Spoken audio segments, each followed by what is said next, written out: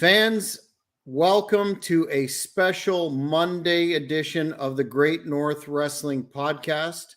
My name is Jack Kilby, Executive Vice President of Great North Wrestling, and we are here today for a part two of our interview a few weeks ago with the legendary Barry Horowitz, the man who is well known to fans throughout the ages in terms of his work in WWF, WCW, Global, Florida, and many, many other promotions. But before we pick up kind of where we left off last time, there's a couple items of business. But Barry, welcome back to the Great North Wrestling Podcast. And what have you been up to, sir? Wow. Thanks, Jack. I got to give you props because I've did a lot of podcasts in the last 2 years. Actually, last 4 years.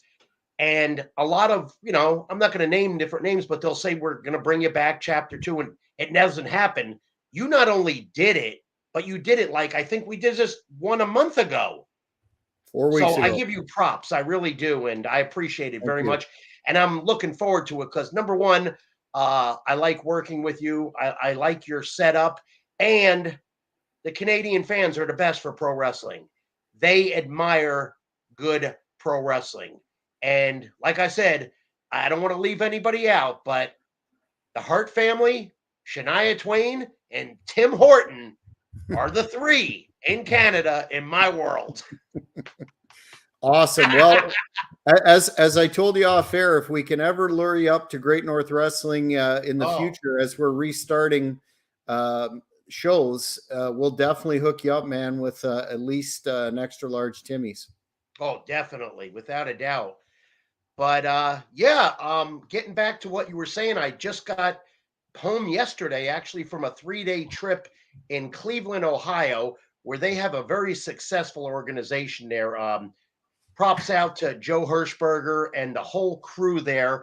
I'm just have some notes here, and I'm going to show you this ticket that's really, really, really cool. The ASWA, and I was at a fundraiser for autism.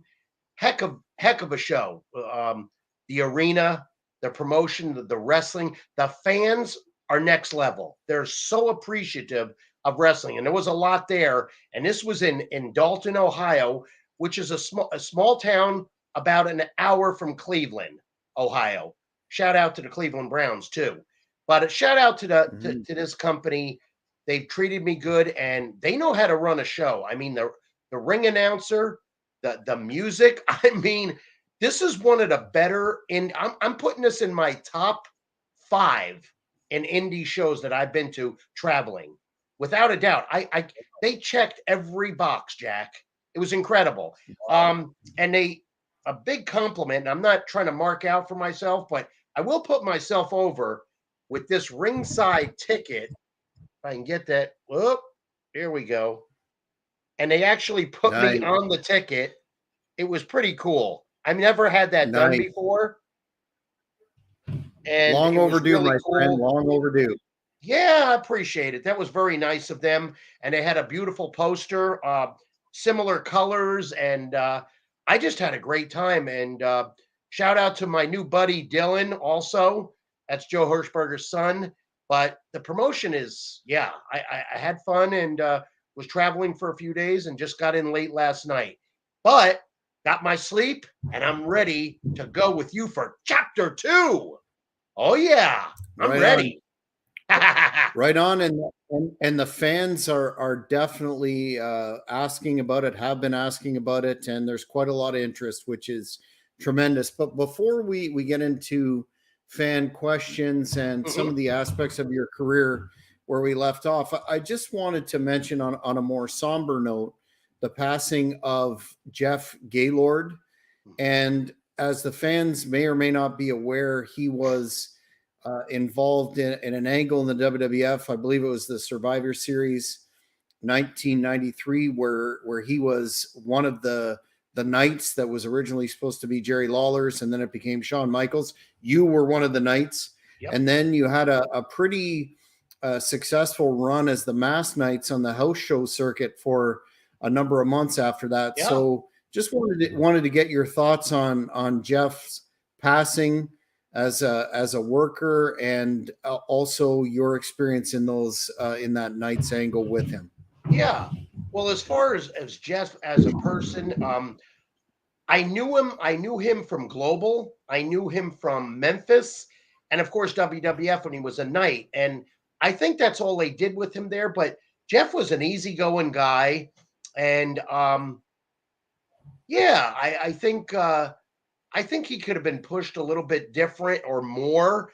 As far as an athlete and football player, and I'm going to get this wrong probably, but he was actually that's it. I'm pretty sure he was a Missouri Tiger in college. That was the name.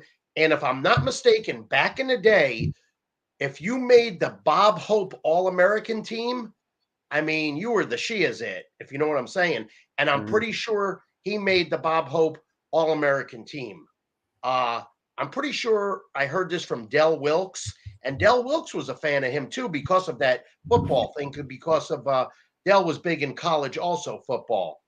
But always got along with Jeff. I traveled with him one time. I think we were on an indie show in Asbury Park, New Jersey, and I think we traveled together then. But never had a problem with Jeff, and I admired his training. His look was awesome. Fantastic athlete. So yeah, it is a darn shame. I was actually shocked, and I haven't seen him. Let me think now. I have not seen Jeff either the Survivor Series, the night deal, or the last time I saw him was Global, maybe, and that's it. So that's a long time. Wow. And I believe he was 62 or so, gone too soon. Yeah, yeah, it's a shame. It's a shame, and I I don't even know where he was living. I think he used to live in Memphis, Hmm. Hmm. and I We had, think he may be originally from Missouri. I'm not sure. we had reached out to him in an attempt to get him on the show, but unfortunately that didn't happen. But Oh wow, anyway, that's a shame. another individual gone way too soon. As I said, we have a comment from John, a fan, who said, and this is something I wanted to circle back to as well during our interview, but he loved you in the Global Wrestling Federation as the light heavyweight champion. You were great. I know we briefly touched on this in the first interview, but how did that come about, where they put a belt on you again, and I believe you had brother love Bruce Pritchard with you as your was he your manager during that Yeah, yeah. Bruce Pritchard was my manager, and I was the global light heavyweight champion. If I'm not mistaken, it was all Eddie Gilbert's idea, and yeah, it was the winner Barry Horowitz, and I did a video, and I had that gimmick belt, and then they progressed me to the light heavyweight title, and yeah, I was treated pretty good there in Dallas, and I enjoyed it because the Dallas Sportatorium is iconic. It's iconic, and yeah, fans were showing up. We had something going there. I guess I did that for about a year or maybe longer. And I was one of the few wrestlers back in the day that I could float to any organization. Mm, In mm, fact, I remember I was in a restroom once and JJ was in there. This may have been even at WWF TV at the time. And he asked me why. I go, I got to stay busy. I said, put me under contract and I won't go nowhere. I mean, at the time, I just came back from Japan. You got to do what you got to do. And then, of course, contracts did come, and they sewed that up before SummerSlam, so nobody else would take me. I'm assuming. mm.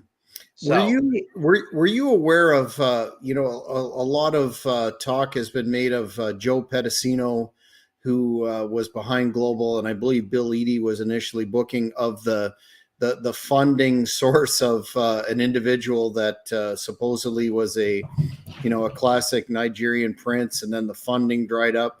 Were you guys aware of that in the locker room, or what was your understanding of who was I financing? actually I heard Joe Pedicino and Bonnie Blackstone, and then Bill Eadie, but I I may have only met him once or twice. and then dealt with Bill over the phone. So really, no, I had no interaction. Mm-mm. I just knew when I was going to be there. I think I drove from Nashville, and they took care of all my accommodations and trans and everything. And I would drive there with a couple other wrestlers from Nashville to Dallas. And I think you get there Friday night. We'd hit the gym Saturday. We do that Saturday and then leave Saturday night back to Nashville.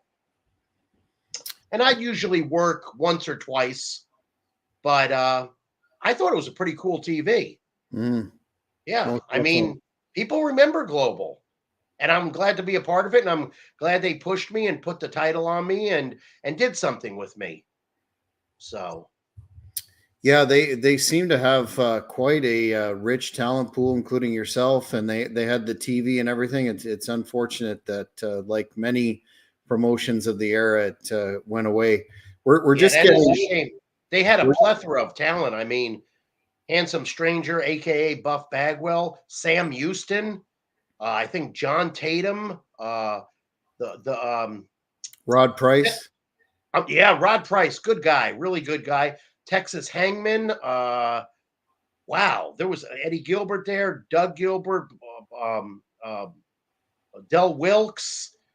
There was quite a few, and yeah, I thought it was really cool. I don't know how many years it lasted, but I was glad to get on board with it. Scotty Flamingo, Raven. Oh, Yeah, that's right. Yep. on and on. A fan Yeah. wants to know, Van Albright wants to know, hey, how do you feel about wrestlers taking steroids? Wow. That's an I interesting mean, one. yeah, that's a hard one to dance around, Jack. To each his own. I mean, of course, in football and whatnot, I don't know how they, I don't know if it's random testing, they get away with it. I really, I don't care. All I care about as far as training methods is, I'm a certified sports nutritionist from FSU, and the reason I'm saying that is because that's the way I live my life organically. Okay, so I'm pretty straight edge, and I just believe in hardcore compound training, and to this day, and supplementation. I'm not into the chemicals. My luck, I'd have a heart attack or something would happen drastic, and if you don't need it, you don't need it. I think it's kind of simmered down a little bit, but to each his own. Yeah, It's not for me.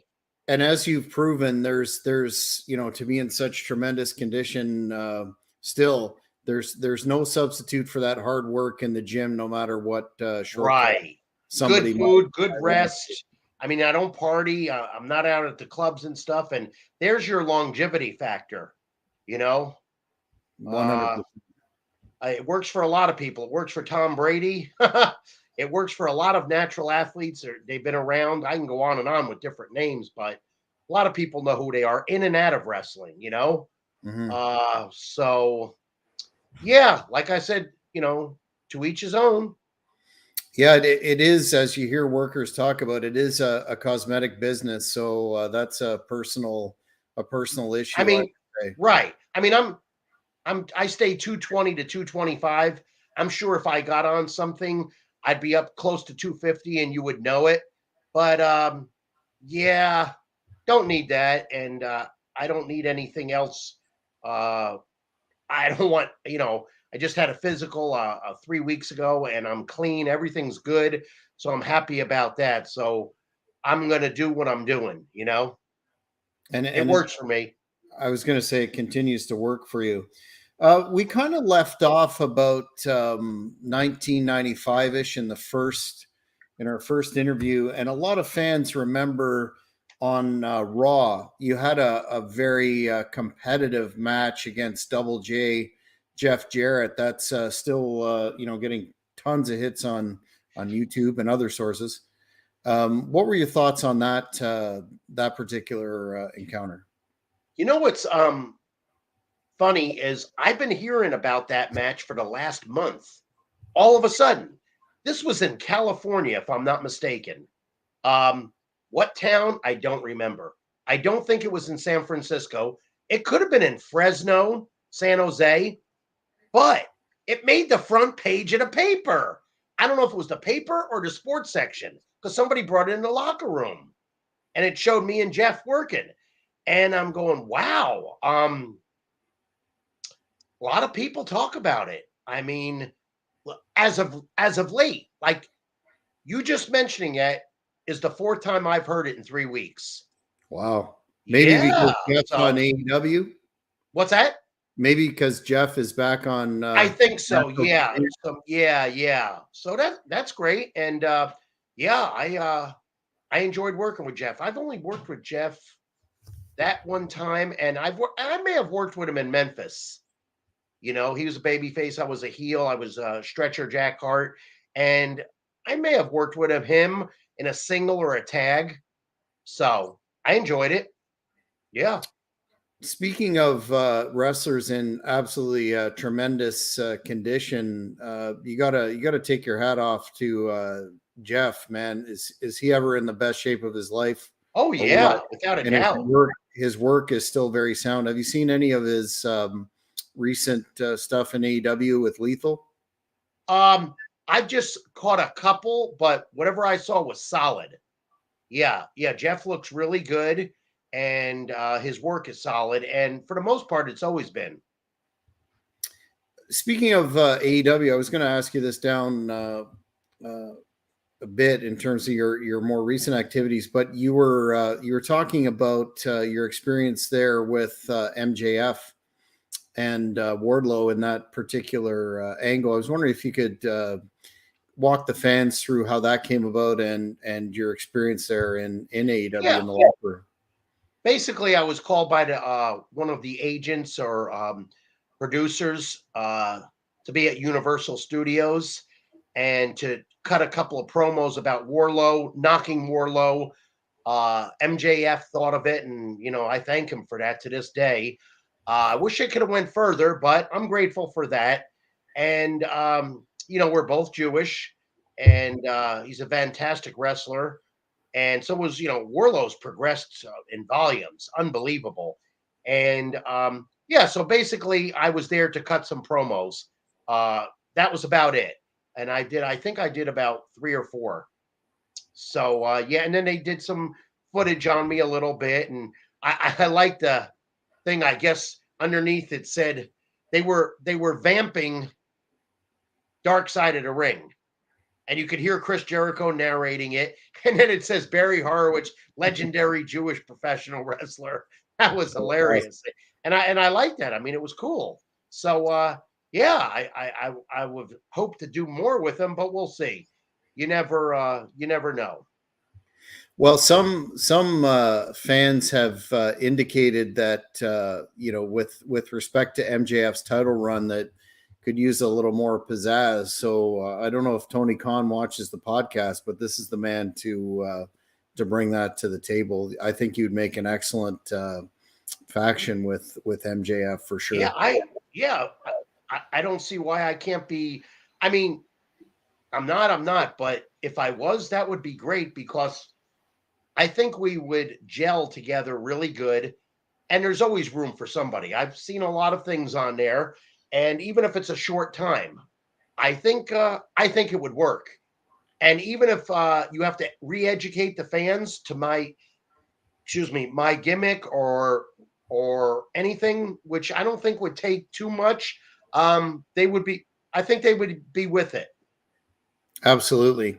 So where we left off, which is a real facet of your career that fans still speak about, is the period about 95 to 97, where in the WWF you were starting to get your due and you got a pretty good push, and you did some very memorable work with Skip, the late great Chris Candido, and ended up having a bit of a program with him where you pinned him, and Jim Ross had that very famous utterance where Horowitz wins.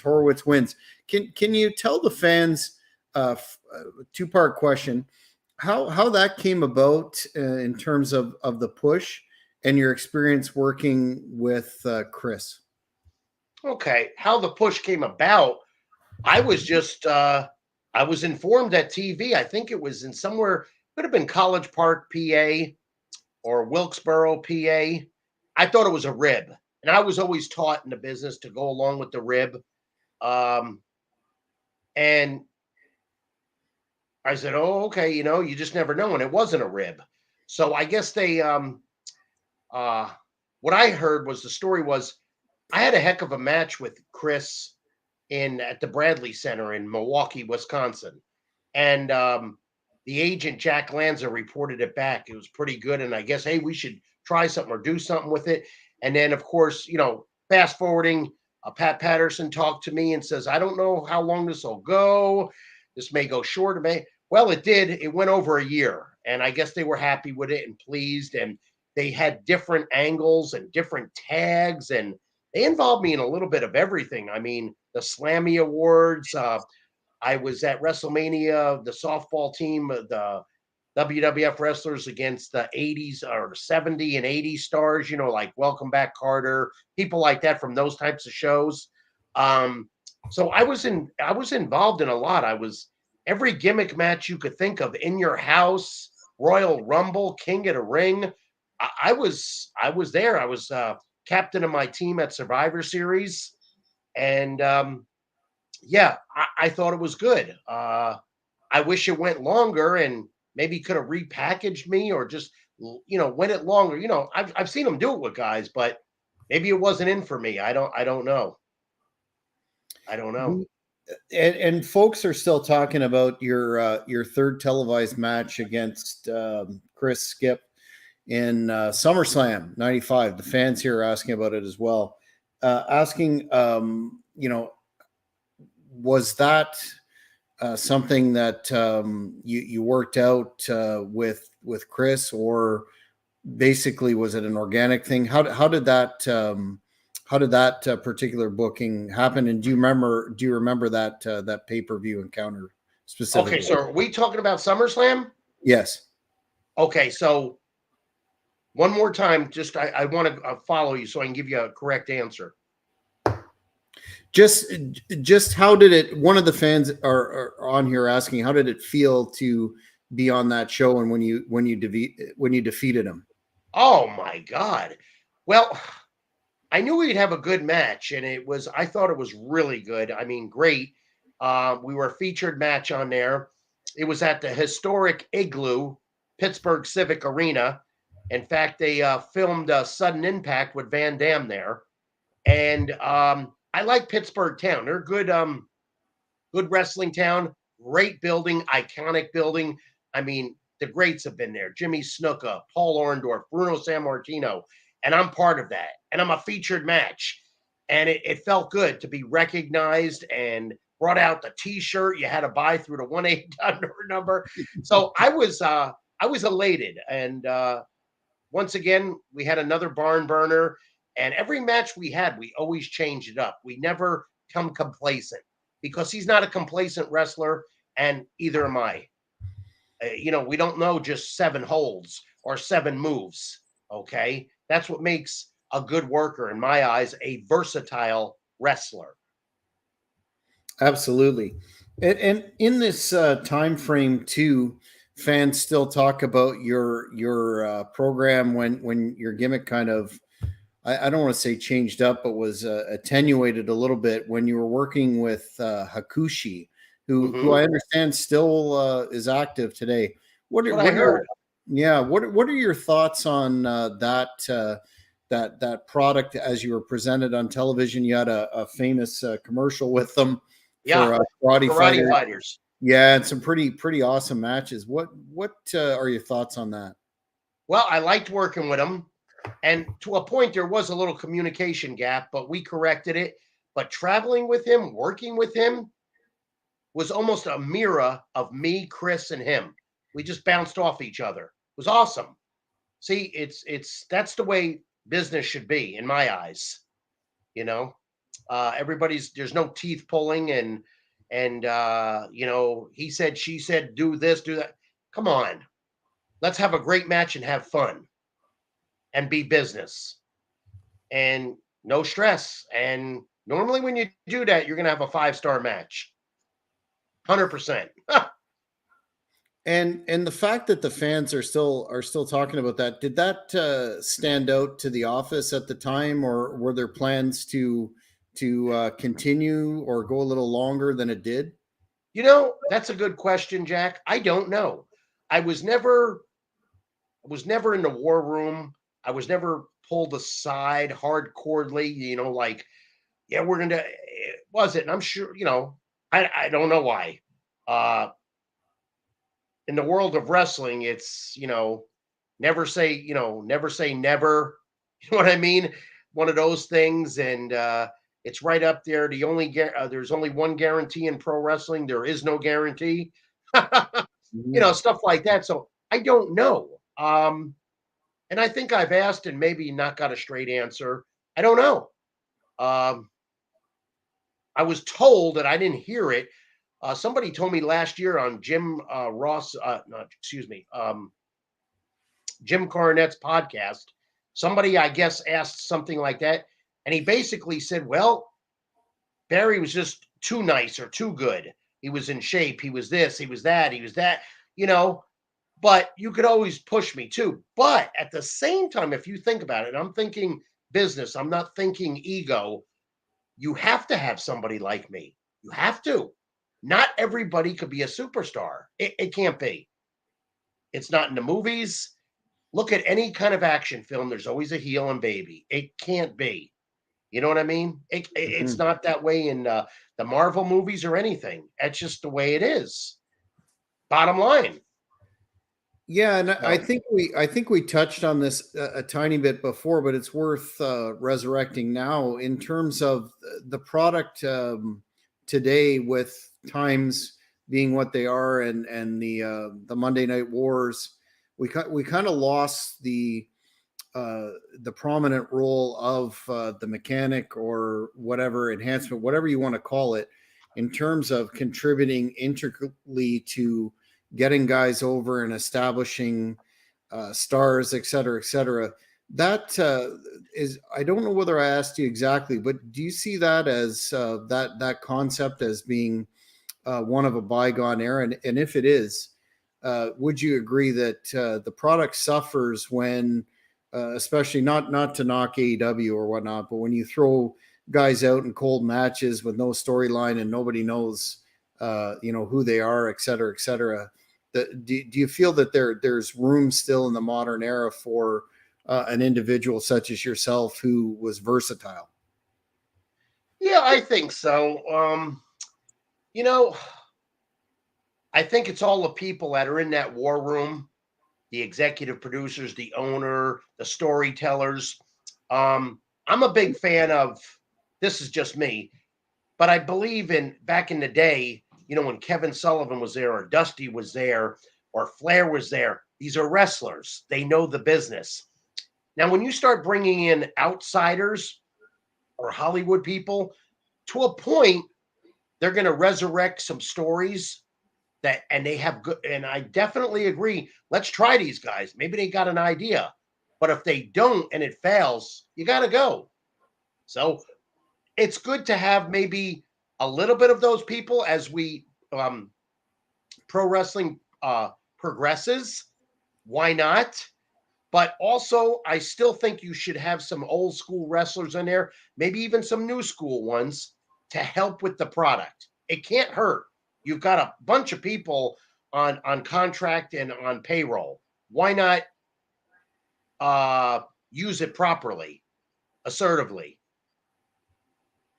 So, Yeah, I couldn't agree more, and we're fortunate in Great North Wrestling for our May the 6th 15th anniversary show. We are bringing in the Taskmaster, Kevin Sullivan, who is also going to be on this show next Sunday. And you want to talk about a wealth of knowledge that clearly still has a role in the business today. yes, There's one of them. So I like Kevin Sullivan a lot. He's helped me in my career.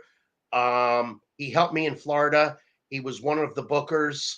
He treated me well. And I admire his career. Solid worker, solid in the gym, solid person. And to this day, I see him on the meet and greets, and he's always polite to me and cordial and professional. And I could feel the respect in his eyes and his body language. And I respect that for him.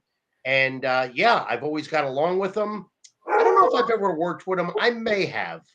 I'm trying to think. I just can't remember. But uh yeah, he's a pleasure. He really is. And yeah, please tell him I said hello. I will. And from a promoter's perspective, nothing but a great pro. Yeah. You mentioned Dusty Rhodes, and Sick'em Dogs, a fan, is asking, did you know Dusty Rhodes? And if so, did you ever have a chance to wrestle him in the ring? And how was he outside of the ring? I knew him not really well because when I was in Charlotte, he was coming in as the booker and I was leaving. So I didn't know him well there. Maybe I don't know, a few months, few weeks, and didn't not too much interaction. And then let me see. And then I wrestled him when they brought him in for Vince with the spots. Had I think one match with him, no problem. And that's about it. I didn't. I mean, if I seen him in a locker room, said hello and whatnot. But yeah, I never traveled with him, nothing like that. So yeah, just a cordial situation. What do you think of the career and the fast ascension in the WWE of his son Cody Rhodes headlining WrestleMania against Roman Reigns? That's a pretty big deal. Okay, I'm glad you said that. This is my opinion. I don't know Cody at all, but I'll tell you what. This is my opinion. Um, he is a fantastic worker. First of all, his look, everything about him, his look, and it's amazing. I'm really glad you touched on this because this is important to me and on my mind. He's the next best thing there in my eyes. I'm telling you. You know how Roman was. You know how Steve Austin was. You got the Undertaker. You always got those. The Rock. He's the next man in line. He's going to be your ultimate baby face with the world title, and they're going to keep it on him if they're smart. His promos are in my top 5. He's up there with Flair. He's up there with The Rock. I like Kurt Angle's promos too, but Cody, just everything about him, his work is solid. And if you've seen some of the stuff that he's did in AWA, never ate up anybody. Ever. Always had a competitive match. I'm a big fan of that. This way, it shows you beat somebody. It shows competitiveness. People are competing. I love that. But I'll tell you what, I've seen a lot of moonsaults in my life, mostly from Japan. I've seen a lot in the States. But when he did that a couple of years ago, off the top of that cage, first of all, he climbed that cage like a cat. He didn't stutter. He wasn't nervous. He wasn't nothing. Cuts that moonsault from that drop. Let me tell you something. If that went wrong, there's possible death involved for both combatants. And for Warlow to lay there, but that was incredible. In fact, in my eyes, that's the move of the century, decade, not year. Okay. So as far as that goes, he checks every box. He really does. And he got hurt right in the beginning and he recovered good. I'm glad they kept him and treated him good. But you know what's funny about this business? It's really cool. Look what they did before, though, with him. And look where he's at now. And I really think the AWA helped that catapult. Oh, I mean, yeah. why would you not grab him? I mean, are you kidding me? But it's amazing. What I'm getting at is not all guys. And I hoped that I could have been one of those guys, but you could, it's just like football or baseball. You go through the draft and you work for you play for a coach, and then you're better on the other coach, and the coaches get replaced. It's all different scenery, and unless you're a troublemaker, then you're going to get blackballed. But I wasn't there when Cody was there with his dark hair, and I didn't see too many of his matches, and I don't know why they didn't progress with him. But what I'm saying is he's been repackaged and the fans are accepting him. And not really change his gimmick. His attire and his hair look is different. But see what I mean? It's Mhm. amazing how you could repackage and do things and it gets done unless you just can't pull it off. Or somebody doesn't want it to happen. And I would say That's a shame too. yeah, I mean, he's always been a solid worker, but Yep. his promos in WWE Phenomenal. have actually improved. Articulate. Yeah, have actually Articulate. improved from AEW, where I found at times they were a little overproduced. I don't know what's happened, but he's really clicking in WWE right Oh, now, and heck yeah. that's one of I'm the matches I'm looking forward to personally. Oh, I like the idea with the suit. It's classy. Everything about it. His entrance, his ring attire, and his work is solid. And I could be wrong, but those people are going to go nuts. He should be. It should be Cody Rhodes beating Roman right in the middle. Roman has had a hell of a career, and he's jumped. I know we're not talking per se him, but let me tell you something. From when he went with the Shield to progress, he's a good heel. He's got a great look. His work is solid. He's had a hell of a run. Hell of a run. So it's time. It's time to pass the torch. Yeah, I couldn't agree And more. Cody deserves it. American Nightmare, even his name is cool. And Paul Heyman has certainly helped with that Roman Reigns package, including his recent work on television with Cody and the reference to Dusty. It's all good stuff in Oh, that it's bloodline it's great storyline. stuff. Paul Yeah, Heyman was my manager in Memphis. I was gonna bring that up for I sure. think back then he was Paulie Dangerously, Paulie if I'm not Dangerously. mistaken. Yeah. Yeah. What was that like working with him at that early stage? Oh, it's fine. Fine. He was, we had fun and yeah, it was pretty cool. Yeah. Tremendous. What a legendary figure he's going Oh down as. yeah.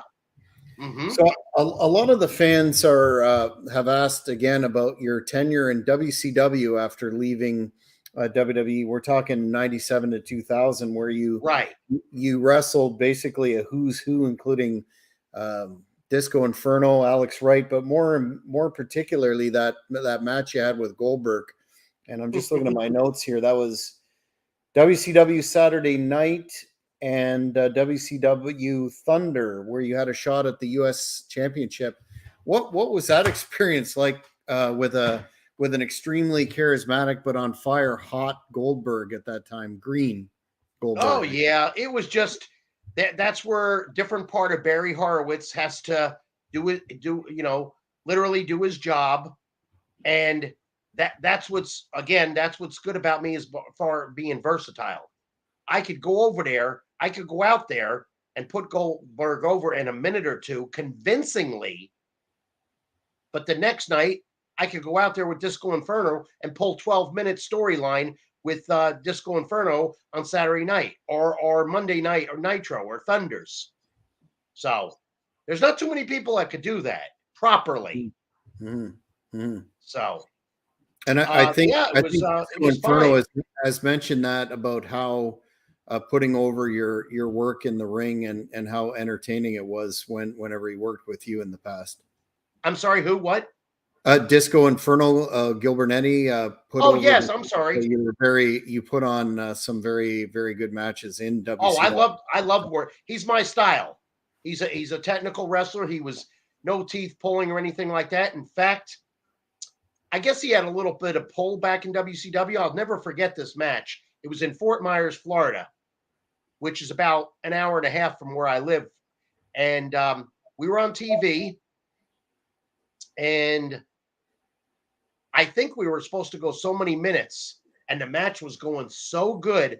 Referees told us go home, and I guess Glenn had some pull in the office or whatever. He says we're not going home. We're finishing this match, and they couldn't say nothing. It was solid, and they didn't say nothing to me. So he did what he wanted, and I kind of liked it. I mean, because I'm all for going longer.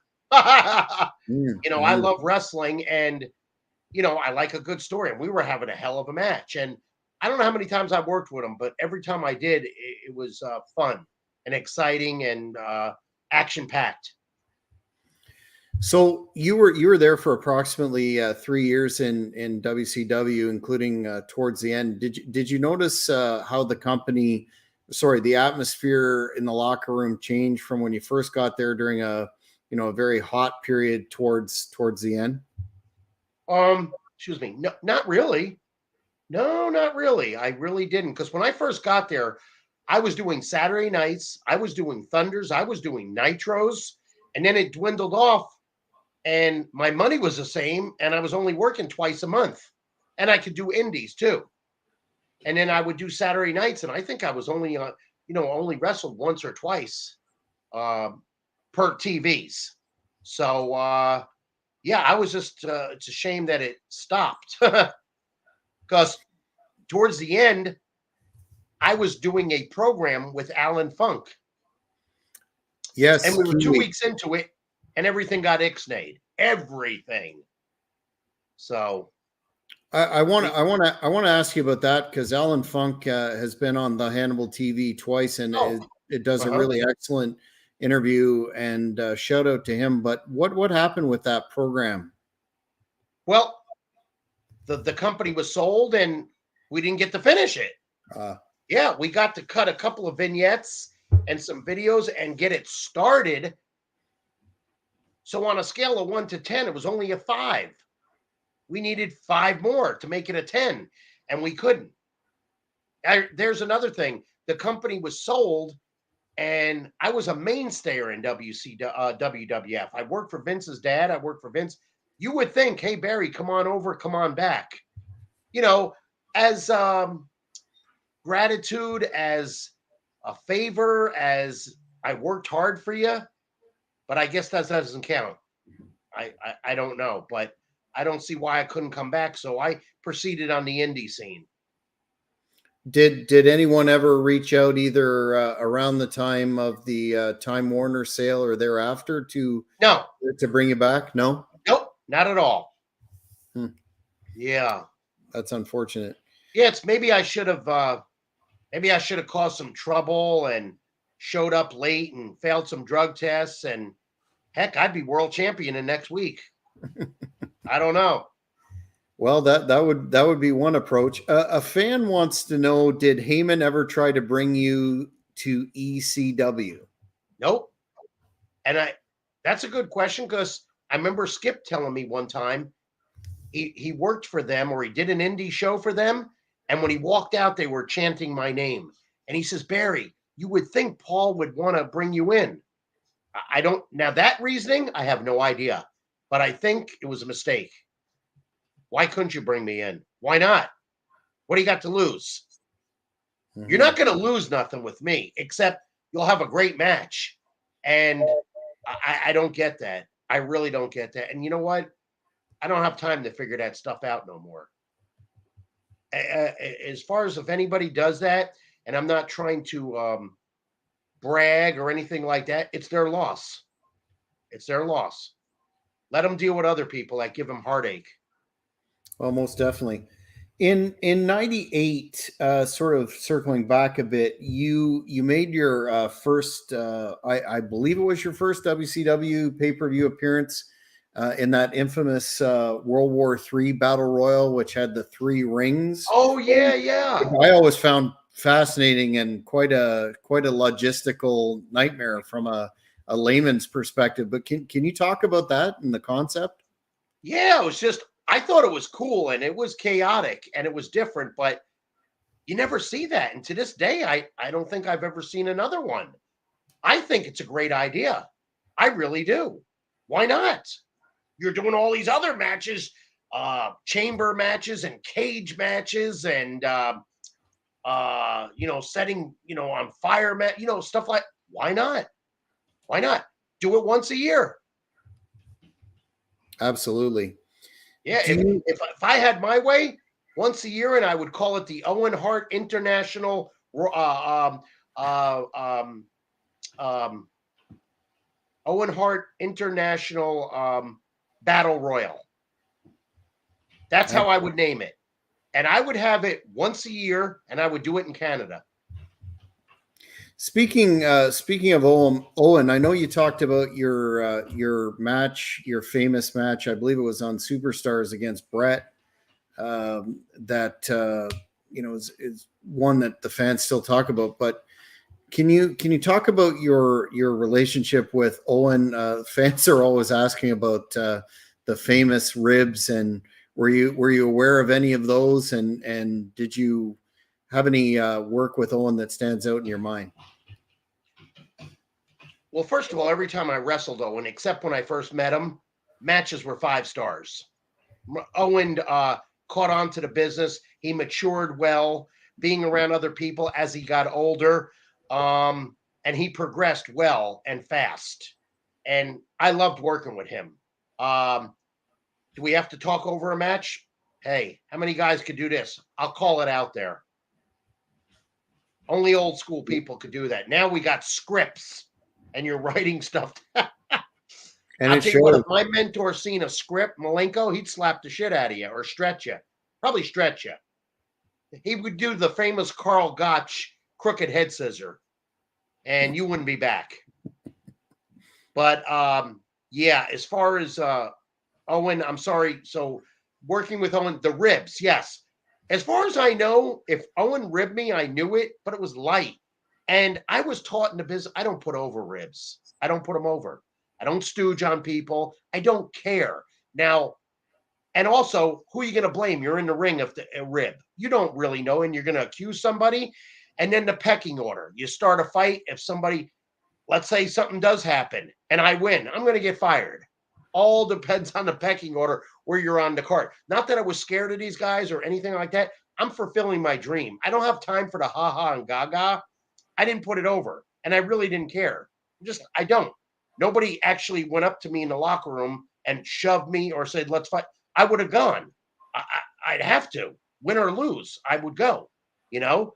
And by no means, I don't have the pedigree of Kurt Angle or the Steiners, but I was an amateur wrestler and stuff. And a lot of people didn't know it because I didn't talk about it. I was there to do my job, work hard, fulfill my dream. You know, I mean, if there was trouble and I had to stand up for myself, which I have had to do a few times to Vince or to the agents, that's fine. But as far as the goofy ribs and stuff, really, bottom line, grow up. Come on now, grow up, man. And I don't even know if that goes on anymore, and I really don't care. Yeah, It seems like a lot of video game playing takes place, and that's about it, which may be a good thing in and of itself. But yeah, who I don't knows? know. The as the hustler Rip Rogers used to say, "Never be afraid to shut the f up." Right? No cell is. Yeah, yeah, that's a good name for him, Hustler. Did you have any experience with Rip? Oh yeah, I've traveled with Rip. He's funny and he's hilarious and he likes saving money. So do I. You know, Owen saved money well too. You're smart guys in the business. Uh, the famous line is for that is I'm not going to take bumps forever.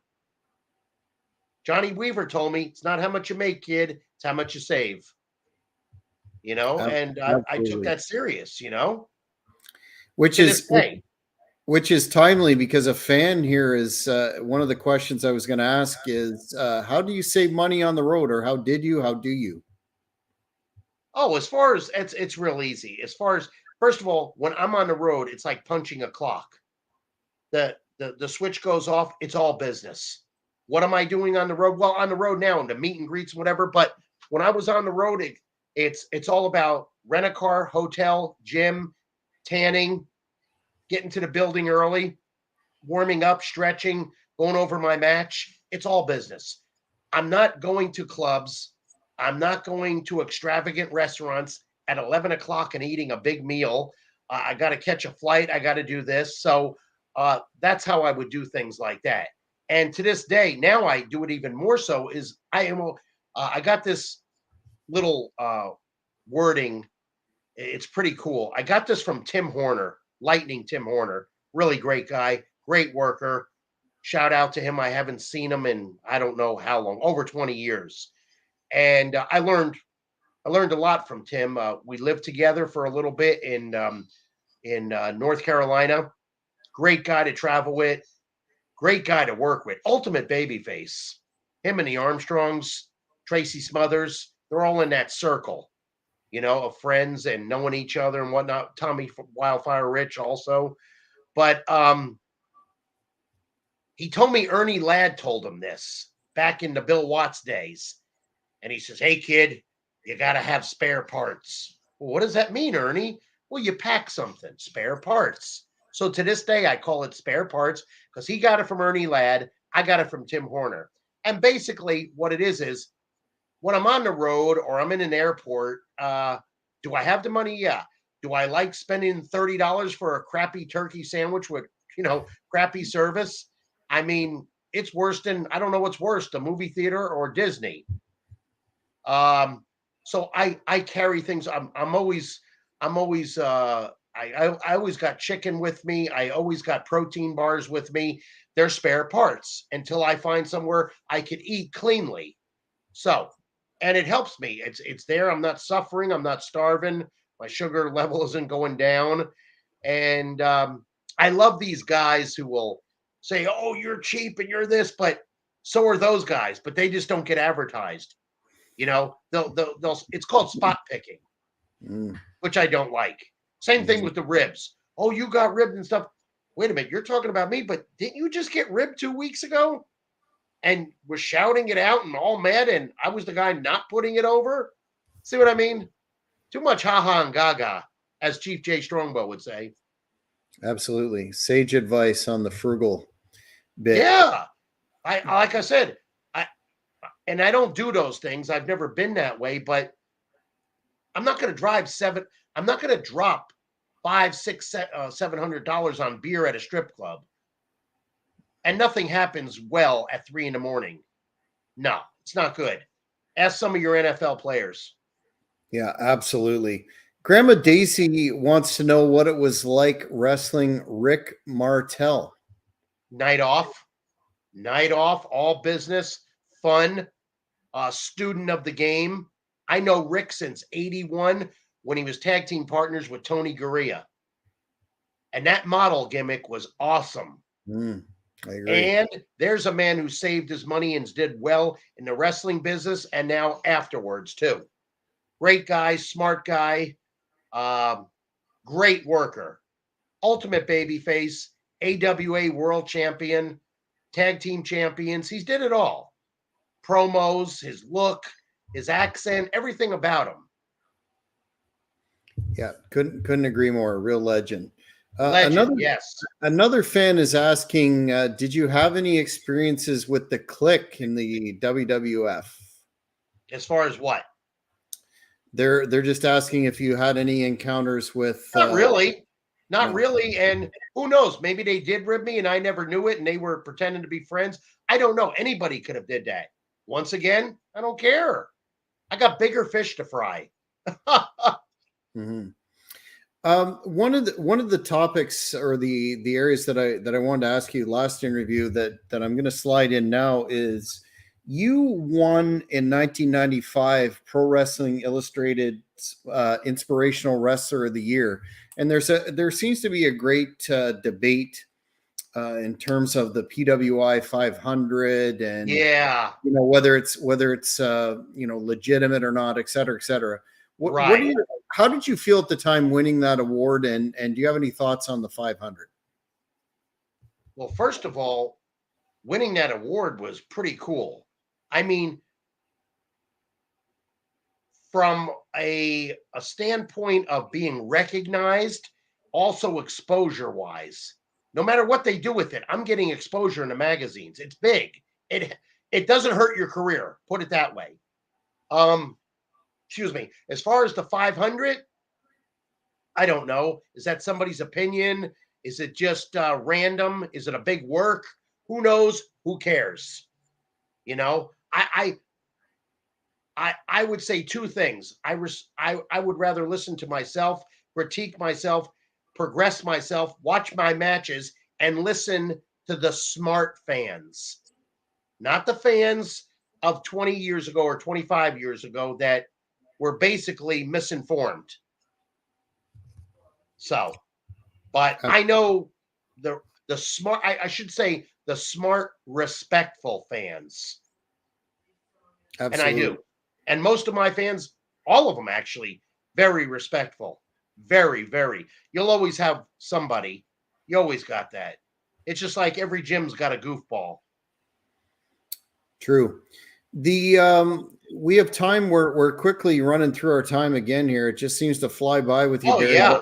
But a fan wants to know, in terms of the backstage in, say, WWF and WCW, the majors, not talking independents, but was there a hierarchy per se of the enhancement guys that were brought in, or was that something that was fluid from show to show? I don't know. A little bit of everything you said as far as bringing enhancement in. When I was there, they would bring enhancement in that were local so they could drive to the buildings. And then some got flown in and all their stuff was taken care of. Now, as when I left, I don't know what they do to this day. I don't know the format at all. So I don't know. Both companies did well with that. Yeah, I did notice AEW, their enhancement, everybody there works well. I mean, I'll see a guy I've never seen before, or Jim Ross will tell a story, which is a good idea. To, spin off. Hey, he was a great worker in the Indies, or for this company or that company, and then they have a hell of a match. That's pretty. That's the way to do it. That's the way to do it, in my opinion. I like the way they do it. You'll see wrestling matches there. Mm-hmm. Yeah, a lot. And to my understanding, the hierarchy per se would be, if we interviewed your compadre Reno Riggins and Mm-hmm. some other individuals, and basically the hierarchy developed because if you were good at your job, you got called back. Oh, without a doubt. Yeah. Reno, another good friend of mine, Ben Jordan, which I actually dropped the light heavyweight title to him in Global. Good look about him. Good guy. Great guy. To this day, he's the same. And he was a good worker. And he was famous in the Memphis territory for Jerry Jarrett and Lawler. So, yeah, there's a lot of guys. Bob Starr, Dwayne Gill, Barry Hardy.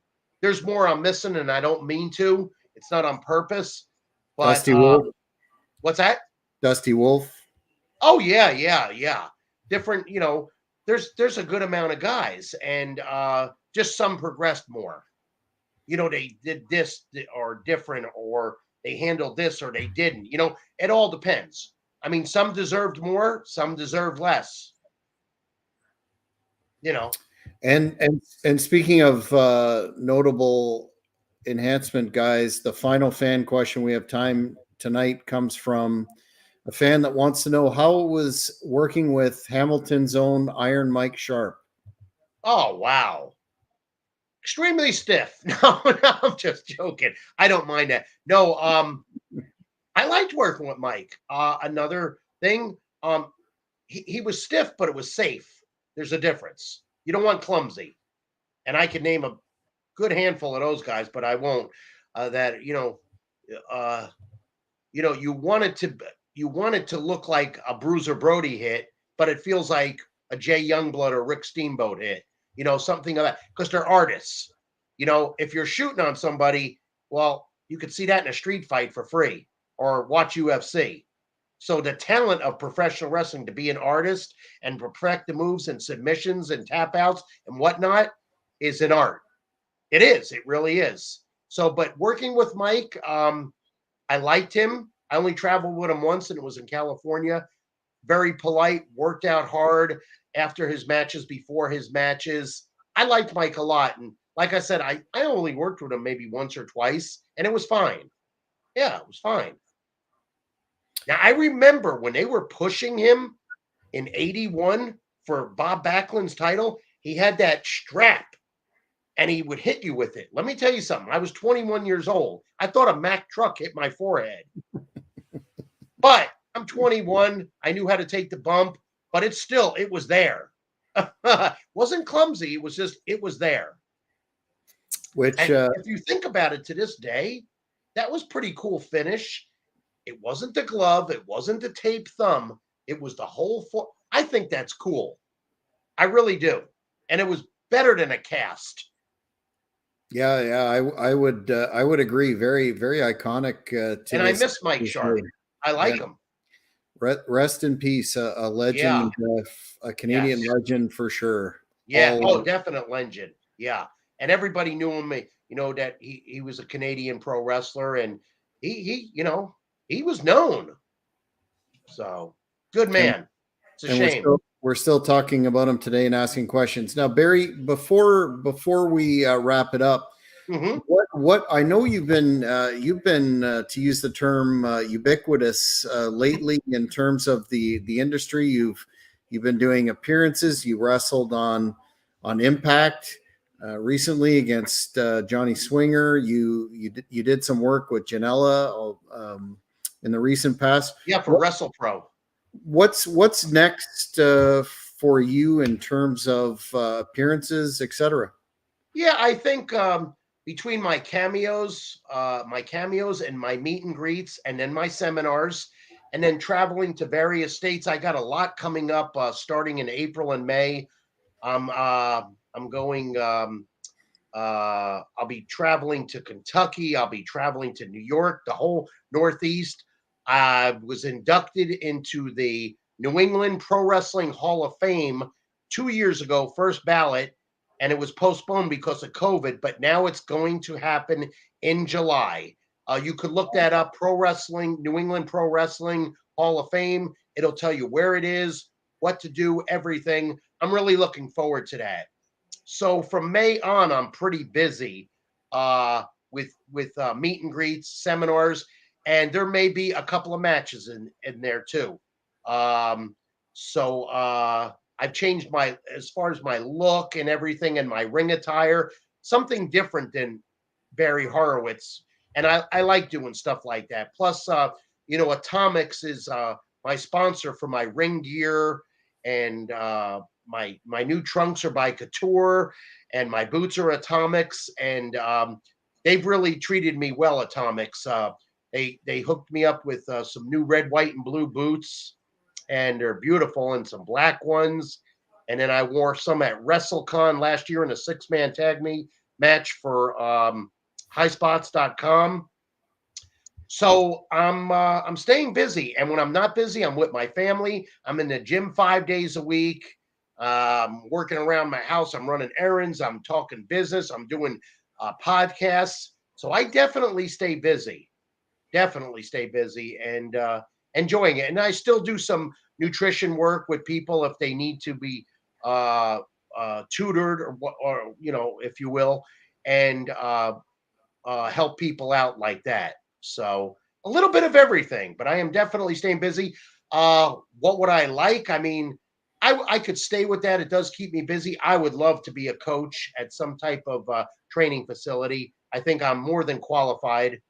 I don't think I need a tryout or a resume, but maybe to some people I do. But I would love to. I know some people that are doing that I'm going, and I'm going, if you could do it, I'm surely could do it. But that's neither here or there. I'm not crying over spilled milk. Again, their loss if you're not bringing me in, because, like I said, I was tutored and trained by the best, and that's the Malenko's family. And if you look back at different people train, I am not knocking other companies, but I've seen people train. I've seen the way they do things, and I know the way I was taught. And I am grateful to this day that I was trained by Malenko's. I really was. Granted, they opened the door for me and I shut it. And how did I shut it? My mindset, perseverance, accountability. Don't be complacent. Stay out of trouble. Listen to the veterans. Work hard. And most of all, travel with the likes of Johnny Weaver, Roddy Piper, Flair, Orton Jr., Rufus R. Jones, Jimmy Valiant, sunny Fargo and listen to the stories and listen to the promotion, Mid-Atlantic, Crockett Promotions. Everybody had to stay to the end and watch every match. I had no problem with that. I was 21, no, I was 23 years old doing that. I would always watch every wrestling show I can. World class, Georgia Championship Wrestling, of course, Florida Championship Wrestling, uh, NWA, everything, stay in touch. And it's not an obsession, it's a professionalism thing. It's what you want out of this, and it's worked for me and I'm sticking with it to this day. So, aside from your absolutely tremendous Pro Wrestling Tees store, of which I recently purchased 2 of your Appreciate it. shirts, Thank you. which are not only stylish but extremely, extremely informative for the fans. What plugs do you have? Where can folks find you on social media? Well, mostly my Facebook and, of course, YouTube. And of course, WrestlePro.com, highspots.com, all of the major promotions.com, AEW, Impact, WWE, WWF, whatever they want to call it. Like I said, Cameo is really huge with me.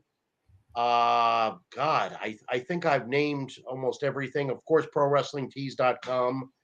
And that's where they're going to find me. And really, what they can do is if you just Google my name, it will go on and on because somebody's told me and I've tried it and it does.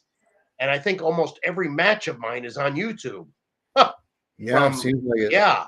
Mm-hmm. I mean, unbelievable. So I definitely stay busy. And I did not a first, but I forgot to mention this.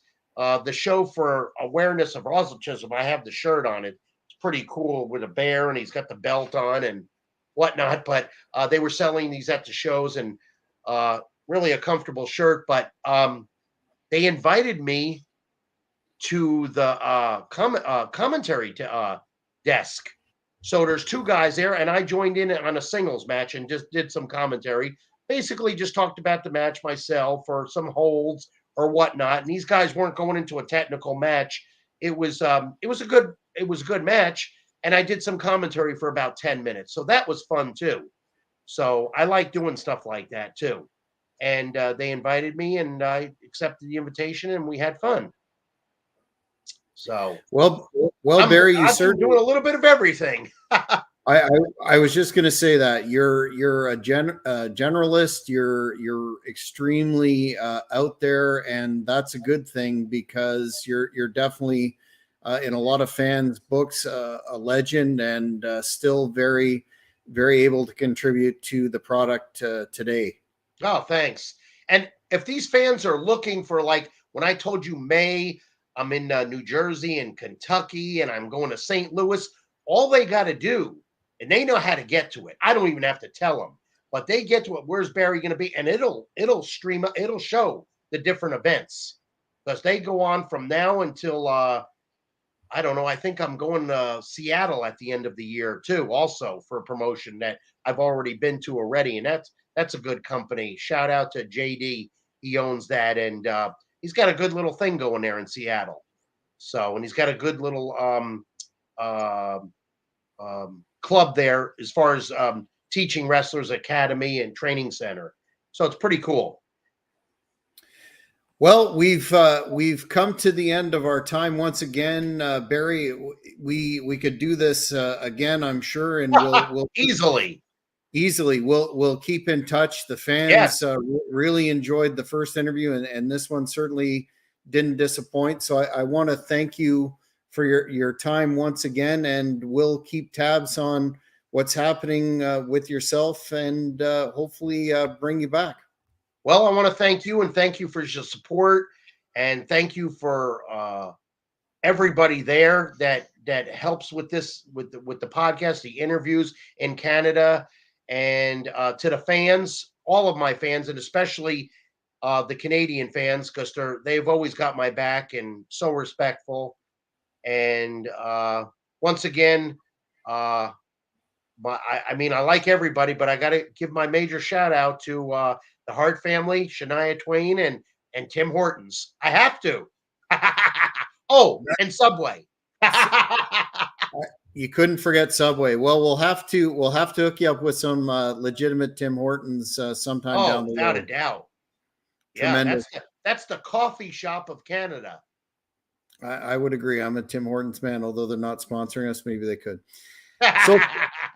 So fans, thanks again. This is it for today's edition of the Great North Wrestling Podcast. Want to encourage you to tune in next week when we will have Kevin Sullivan on, and hats off again to Barry Horowitz with the pat on the back. Jack Kilby here, Executive Vice President of Great North Wrestling. No Gimmicks Entertainment is pleased to present Great North Wrestling's huge 15th anniversary show on Saturday, May the 6th at the Earl Armstrong Arena in Ottawa, Ontario. Bell time 7 p.m. This stacked card will feature former TNA Impact World Heavyweight Champion Cowboy James Storm, WCW legend The Taskmaster, Kevin Sullivan managing the diabolical Blood Hunter, second generation former TNA star Aces and Eights Wes Briscoe, Canadian champion Black Dynamite Jeremy Prophet, and former GNW Women's Champion Jessica Black, the Conspiracy Horsemen of Ayatollah Bin Hameen and Greek god Papadon from Vince Russo's brand, Ottawa wrestling legend Bruiser, with much more to be announced.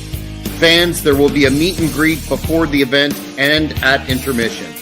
Tickets now on sale, available at ticketweb.ca and at the door. Don't you dare miss it. Thank you for watching the Hannibal TV. Please like this video if you enjoyed it and click the subscribe button to not miss any of our latest shoot interviews, match videos, or news updates. Follow us on Twitter at the Hannibal TV for instant updates.